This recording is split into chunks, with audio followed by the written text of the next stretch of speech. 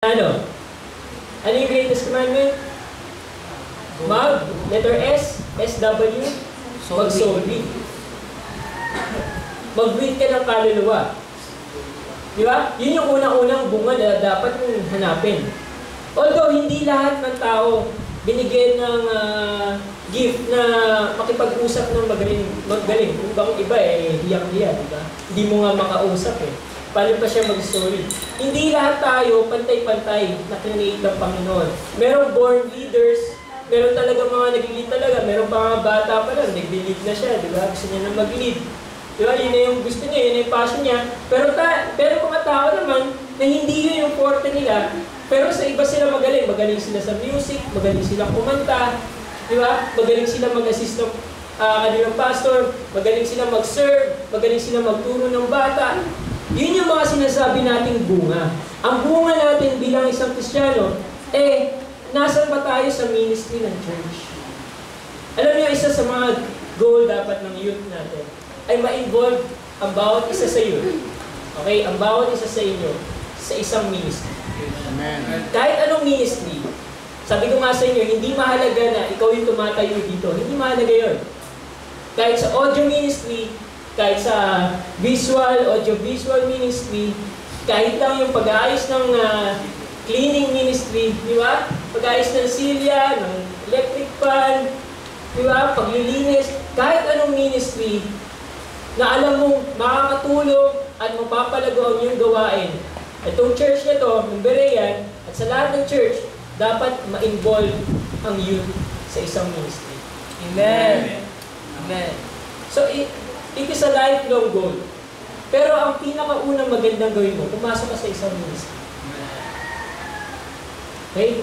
Siguro naman, ang mga leaders ninyo open. Di ba? Open sa inyo na magbukas ng bagong ministry. Kung nga may naisip ka maging bagong ministry, ano kaya kung mag-alaga tayo ng mga bata, di ba? Sa bagong ministry na yan. Ano kaya kapag tayo tagaluto ng almusal na basta, bagong ministry na yan. Diba?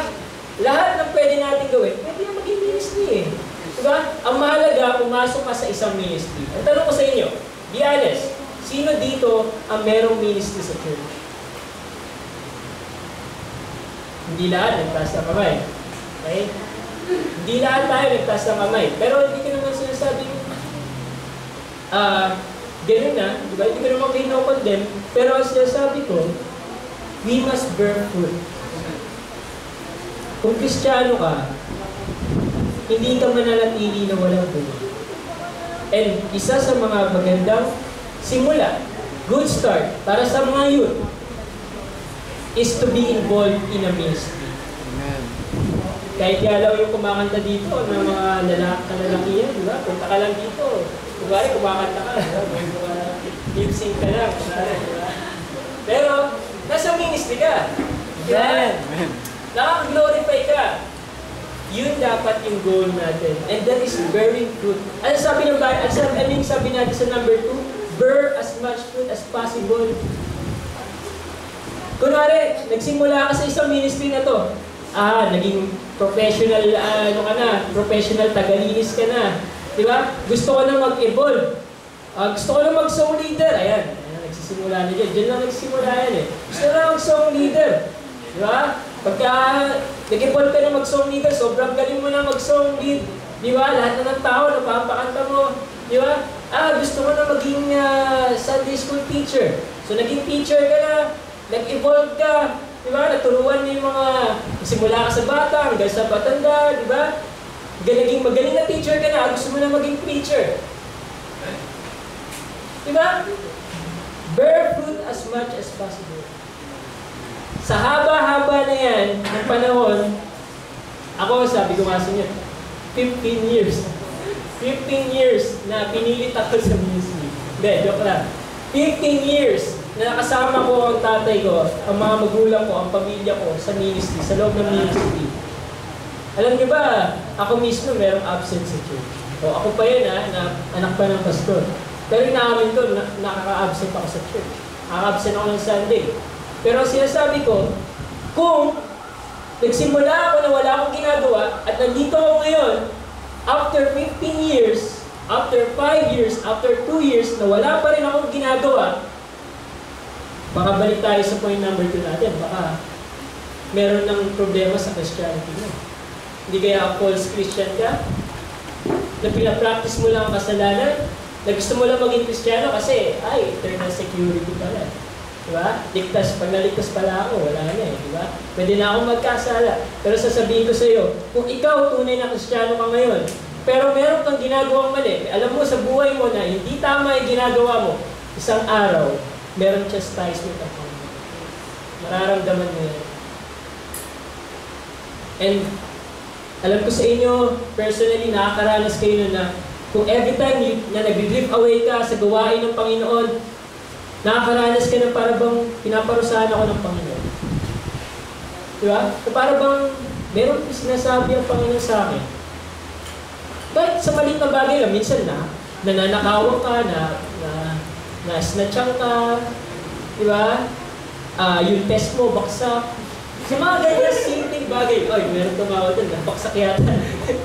Okay? Sa mga simpleng bagay lang, kung ikaw Kristiyano, papakita ng Panginoon sa iyo yan. Kung ikaw ay Kristiyano, kasi ang sa Kristiyano, chastisement. Okay? Pag hindi Kristiyano, punishment. Eternal punishment. Saan? Sa impyerno. Pumili ka na lang. Ako, mas gusto ko pang paluin ako ng Panginoon. Pero hindi ko sinasabing magiging Kristiyano para paluin na ako ng Panginoon. Magiging Kristiyano ako para magbunga ako. Amen. Na after 5 years, hindi lang ako basta tagalinis ng church. Kundi maganda na yung ministry ko sa church. Nakakatulong na ako sa iba, nakaka-influensya na ako. Na-bless ako dyan sa testimony natin. Si brother, ano ang pangalan niya? Sir Ron. Sir Ronnie? Ron. Sir Ron. So, teacher ka, diba? Ayan, sa mga teacher, saludo po ako sa inyo. At, si Sir Ron, diba, sinabi niya, ini-invite niya yung magulang mo. Alam mo, Sir Ron, isa lang ang masasabi ko. Kapag meron kang bunga sa buhay mo, makikita yan ng mga magulang mo. Kung sino man sa atin dito na kung tayo, nag-isa lang tayo bilang yun, na pumupunta dito, wala tayong mga magulang. Kung ikaw nahihirapan, sabihin ko sa iyo, magbunga ka. Pag nakita ng magulang mo yan, isang araw makikita mo sa kanya, kasabi mo. Amen. And that is true. Sa lahat ng churches na napuntahan ko, sa lahat ng churches na naluhan ko, yun ang mga testimony nila.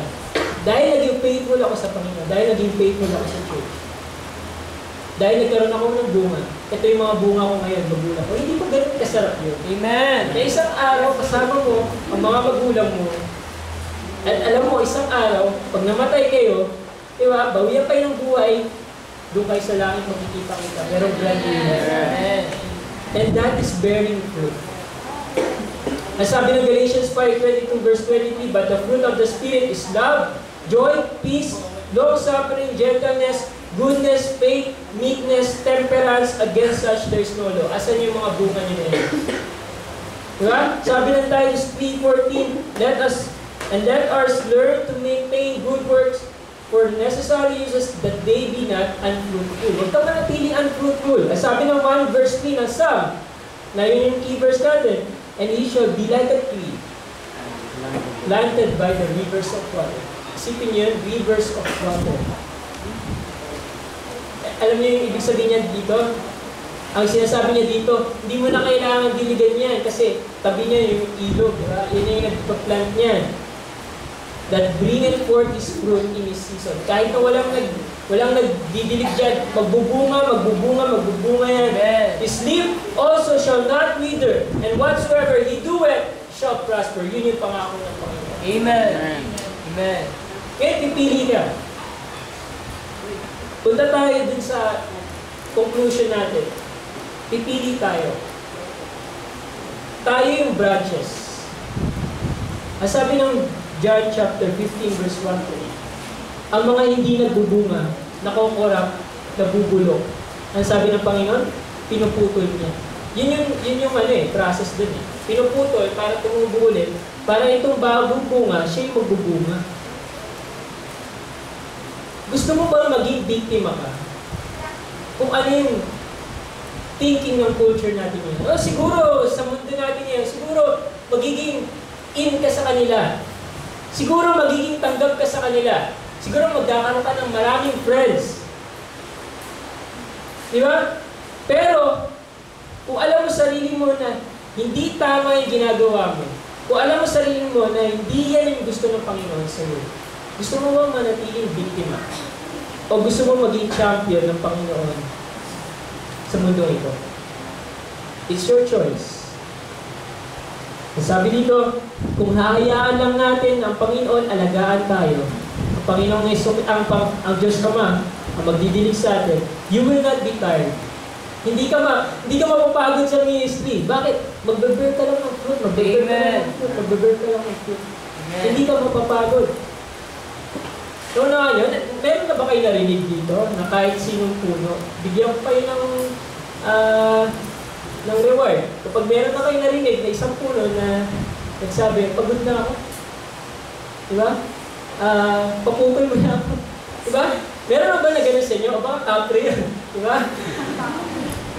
So, ang sinasabi natin, walang nagreklamo sa mga puno na yan, nagbubunga sila, na tama na, ayaw ka na magbunga, di ba?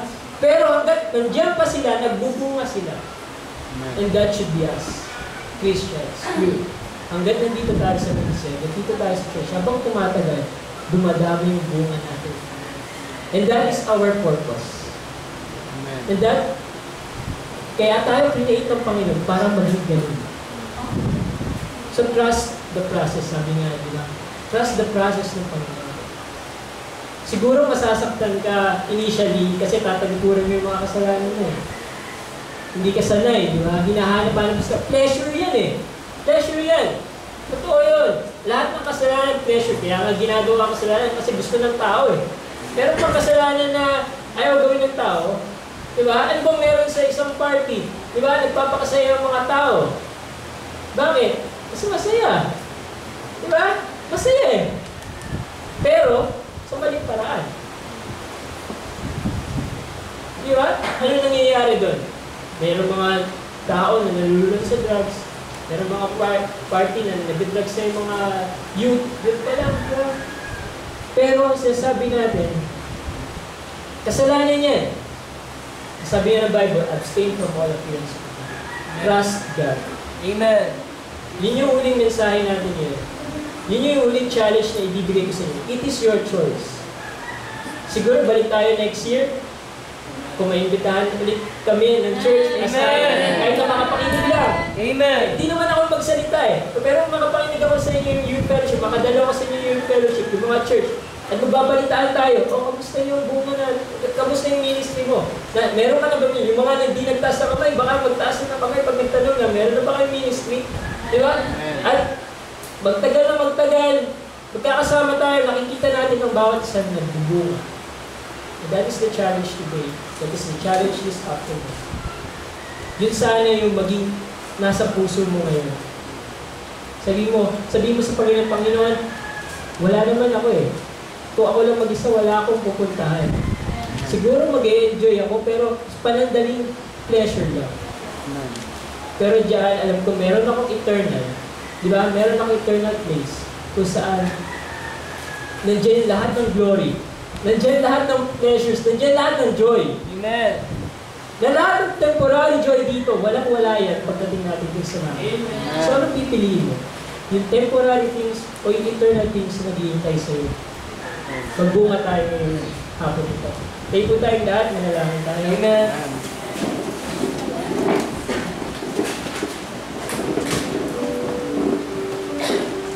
Panginoon, maraming salamat po sa mensahe niyo. It's not just them, Panginoon, kundi ako rin, Panginoon. Narinig po ninyo yung salita ninyo, Panginoon. Maraming salamat po. Dahil naunawaan namin na wala naman talaga kami, Panginoon. Sa totoo lang, yung buhay namin, Panginoon, hindi naman sa amin ito. Pero tulungan mo po kami, Panginoon, na ma-realize namin ito ngayong hapon ito. Na next year, magkaroon kami ng ministry. Na next year, ma-improve namin yung ministry namin. Na ang bawat youth na nandito ngayong hapon ito, magkaroon ng kanya-kanyang ministry sa church at magbunga, Panginoon. pamagitan ng biyaya niyo sa amin. Panginoon, mahabag ka sa amin ngayon. Bigyan niyo kami ng biyaya ngayon. Kausapin mo po ang bawat isa. Please name po. Ngayong hapon na ito, imbitahan ko kayo. I will challenge you. Kung meron ka man nararamdaman na meron pumipigil sa iyo, bakit hindi ka makapasok sa ministry? Marahil hindi ka tanggap ng kaibigan mo, marahil baka pagtawanan ka nila dahil ano mo yung buhay mo eh. Ano man yun ang pumipigil sa iyo na magbunga sa ministry, ipanalangin mo yan ngayon.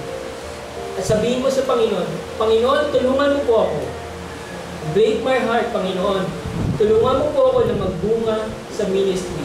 At tulungan niyo po ako, Panginoon, na huwag maging stagnant. Kung ikaw meron kang ministry ngayon, manalangin ka sa Panginoon na huwag ka manatili sa ministry na yan, kundi dumami pa yung ministry mo na yan. Pag-evolve ka pa dyan sa ministry mo na yan. Yun yung hamon natin ngayon. Hapon ito. So, kung ikaw nahamon ka ng Panginoon, why not come? Come to the altar. Manalangin ka sa Panginoon. Hindi ka lalapit dito sa altar dahil nagsilapitan itong mga tao na to. Lalapit ka sa altar dahil mananalangin ka sa Panginoon. Mananalangin ka ng pagsorry. Mananalangin ka ng kapatawaran. Mananalangin ka ng isang commitment. Isasabihin mo sa Panginoon, Lord, gusto ko magkaroon ng ministry. Lord, gusto kong magpalago yung ministry ko. And thank God for the youth leaders. Thank God for the ministry leaders. Maraming salamat sa inyo. Pagbutihin niyo palalo yung ministry niyo. Pagbunga palalo ang ministry niyo. Pray to God. Manalangin tayo sa Panginoon.